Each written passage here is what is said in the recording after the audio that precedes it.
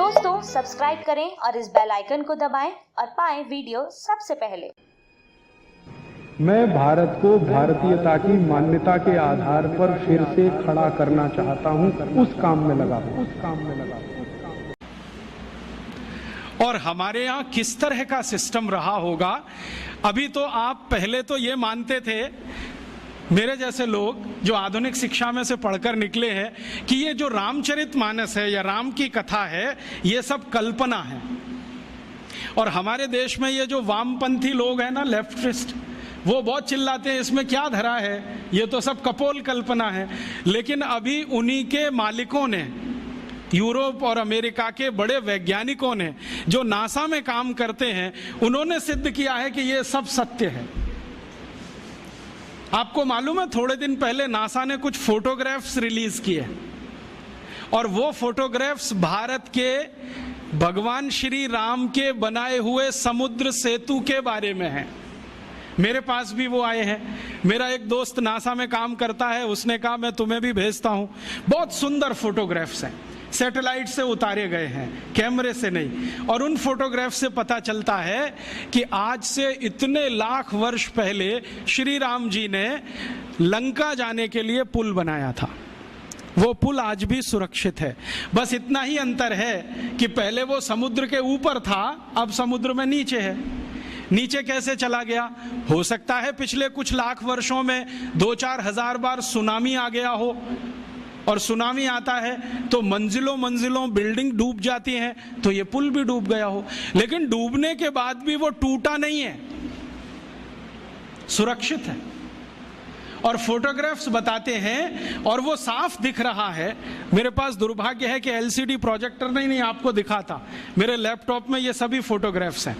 वो बताता है फोटोग्राफ्स की पत्थर है ना, उनको कीलों से जोड़ा गया है। कीले होते हैं, और कीले इस मेटल के हैं जो लाखों साल में भी पानी में रह के क्षरण नहीं हुए। कहीं कहीं पत्थर के बीच में चूना लगाया गया है, वो साफ दिखता है। सीमेंट कहीं नहीं है, क्योंकि सीमेंट था भी नहीं। तो चूने और कीले से जोड़े हुए पत्थर अभी तक सुरक्षित हैं, टूटे नहीं है। और उससे भी बड़ी बात यह है कि उस पूरे पुल पर क्रैक नहीं है, कहीं भी एक क्रैक भी नहीं है। हम सीमेंट की अच्छी से अच्छी बिल्डिंग बनाते हैं और आरसीसी का लेंटर डालते हैं, 2-4 साल में ही क्रैक्स आ जाते हैं, लेकिन उसमें कोई क्रैक भी नहीं है।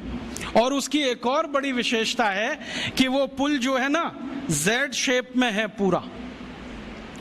जेड बनाते ना अंग्रेजी का, ऐसे है पुल। अभी जो पुल बनते हैं वो स्ट्रेट लाइन होती है, एक सीधी रेखा में दीवार खड़ी करते हैं तो डैम बन जाता है, वही पुल जैसा हो जाता है डैम की दीवार। वो जो है ना, ऐसे बनाया गया। क्यों?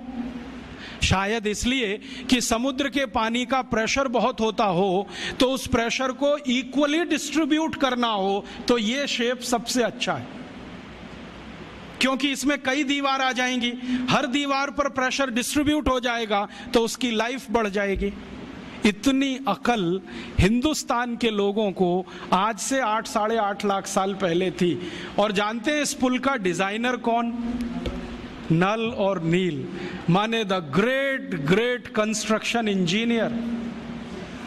नल और नील दोनों ने बना दिया पुल। और अब नासा कहता है कि दुनिया को पुल बनाने की टेक्नोलॉजी शायद भारत से ही गई होगी, क्योंकि इसके पहले दुनिया में कोई पुल बना था, उसका कोई रिकॉर्ड नहीं मिलता। तो अब उस पुल पर से जाकर राम की सेना वापस आई। नल और नील और राम का एक संवाद है रघुवंशम में। नल नील कह रहे हैं कि हम पुल बना देंगे, आप परेशान मत होइए, पत्थर की मदद से बना देंगे। राम पूछ रहे हैं ये समुद्र के पानी में पत्थर तैरेंगे कैसे? उन्होंने कहा वो आपकी चिंता नहीं, हमारी है, क्योंकि हाइड्रोलिक्स हम समझते हैं, आप नहीं समझते। हाँ, वो ऐसे ही बोलते हैं। तो रघुवंशम में तो वो बराबर बात करते हैं। रामचरितमानस में तो सभी पात्र जो है ना, राम को भगवान मानते हैं, इसलिए बात ही नहीं करते। वाल्मीकि रामायण में, कंब रामायण में, रघुवंशम में सभी पात्र बराबर बात कर रहे हैं, क्योंकि वो सहयोगी हैं। तो वो राम को समझा रहे हैं कि इसकी चिंता आप मत करो, हम कर देंगे। राम पूछ रहे हैं तुम्हारे पास तकनीकी क्या है? तो उन्होंने कहा हम पहले नाव डुबोएंगे, पत्थर ले लेके नावों को डुबोएंगे, डूबते डूबते वो ऊपर तक आएगी, तब कंस्ट्रक्शन शुरू करेंगे। कितना दिन लगेगा? उन्होंने कहा जो लगे सो लगे, लेकिन पुल बना देंगे। तो राम जी पूछ रहे हैं कि ये पुल बनेगा तो जाएंगे तो सही, लौट के आएंगे कि नहीं? तो उन्होंने कहा आपको मैं एक गारंटी दे सकता हूं कि अपनी सेना जो जाएगी वो तो लौट के आएगी, जो रावण की सेना इस पुल पर आई तो ये डूब जाएगा। कैसे डूब जाएगा? तो वो कह रहे हैं कि हमने इसका जो हिसाब निकाला है ना पूरा, आपकी सेना में तो सब बानर हैं। हाँ, और बानर जब चलते हैं ना तो मिनिमम प्रेशर डालते हैं जमीन पर।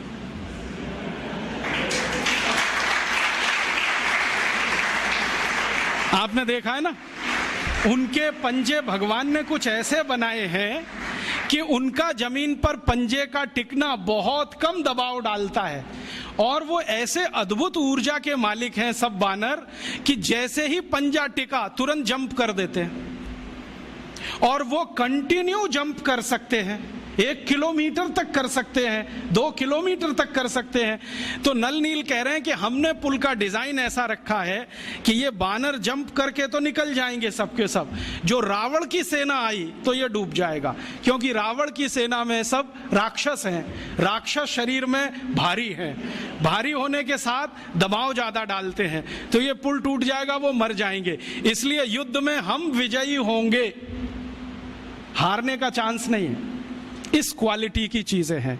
अब ये क्वालिटी किसी देश में आई हो तो मैं मान सकता हूं कि उस पुल को बनाने का मटेरियल उस जमाने में रहा हो, और उस पुल को बनाने वाले जो लोग रहे, नल नील जैसे पता नहीं कितने, उनको और भी बहुत कुछ ज्ञान आता हो, क्योंकि पुल बनाने में जो उन्होंने चूना घिसा है उसमें कई तरह की जड़ी बूटियां भी मिलाई गई, उनको जड़ी बूटियों का भी ज्ञान हो।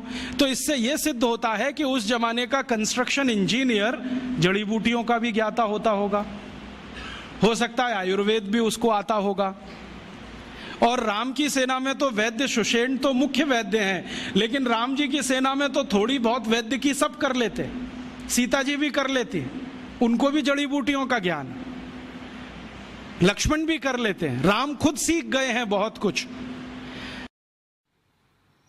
दोस्तों, सबसे पहले तो चैनल सब्सक्राइब करें, फिर लाइक, कमेंट और शेयर करें, और हाँ, हमारा एंड्रॉयड ऐप डाउनलोड करना ना भूलें।